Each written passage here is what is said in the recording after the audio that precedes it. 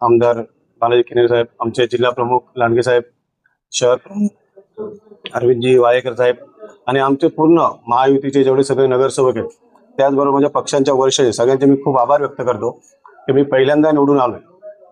पहिल्यांदा निवडून आल्यानंतर जे पहिल्याच सभापती निवडणूक झाली त्याच्यात मला देखील अपेक्षा नव्हती मला कोणतं सभापती पद मिळेल, परंतु माझ्या पक्षाच्या वरिष्ठांनी जो माझ्यावर विश्वास ठेवून मला जे बांधकाम सभापती पद दिलंय, तर त्या दृष्टीने मी शहराच्या विकासासाठी काम करण्याचा प्रयत्न करणार.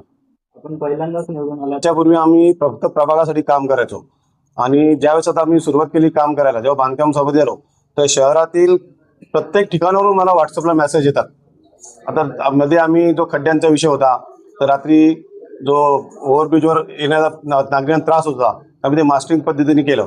परंतु ही आमची सगळ्यांची सामूहिक जबाबदारी, मी असेल, आमचे नगराध्यक्ष मॅडम असतील, आमचे उपनगरातील सभापती किंवा सगळ्या नगरसेवकांची.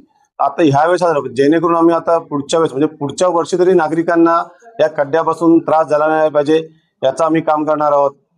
कचऱ्यावर लक्ष देणार आहे. आता 2-4 दिवस झाले थोड्याफार प्रमाणात नागरिकांचं ज्या स्ट्रीट लाईटचा विषय त्याच्याबद्दल तक्रारी असतात, जेणेकरून ज्या सर्वसामान्य नागरिकांना ज्या मुख्य करून ज्या भेडसावणाऱ्या गोष्टी आहेत त्या आम्ही प्रायोगिक म्हणजे मुख्य तत्वावर ते काम करण्याचा प्रयत्न करणार आहे आणि त्यांना दिलासा देण्याचा होणार आहे. आता जे आपले टेंडर 39-40 टेंडर झाले, त्यानंतर परत मला 10 झाले. 50 टेंडरमध्ये सगळे टेंडर मला तर 22% पासून 85% पर्यंत बिलोनी गेलेले आहेत आणि आम्ही नगरपालिकेमार्फत त्यांना पत्र देखील दाखल केलेलं व तुम्ही कशा प्रकारे काम करू शकता. तर सगळे जे निविदाधारक कंत्राटदार कंपनी आहेत त्यांनी असं स्पेसिफिक उत्तर दिलं की आम्हाला या रेटमध्ये काम परवडतंय. पण ते करणार जरी असले तर मी आज तुमच्या माध्यमातून आमचे बांधकामचे इंजिनियर असतील, सिटी इंजिनियर तडवी साहेब असतील किंवा खालचे जे सगळे इंजिनियर असतील आणि कन्सल्टंट असतील, यांना देखील मी एक आदेश देणार आहे. ह्या ज्या निविदा एवढ्या कमी प्रमाणात झाल्या तर त्या प्रमाणात जी कामाची गुणवत्ता आहे ही गुणवत्ता टिकलीच पाहिजे.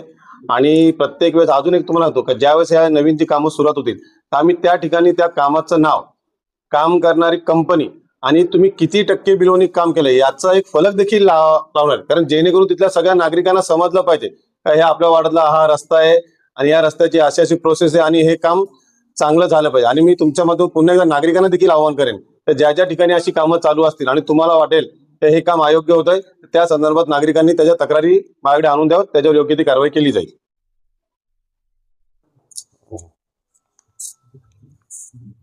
टास्क करायला लावतो रे बाय. हेलिकॉप्टर कुठे आपला वरती 4थ्या माळ्यावर उतरून आपण ते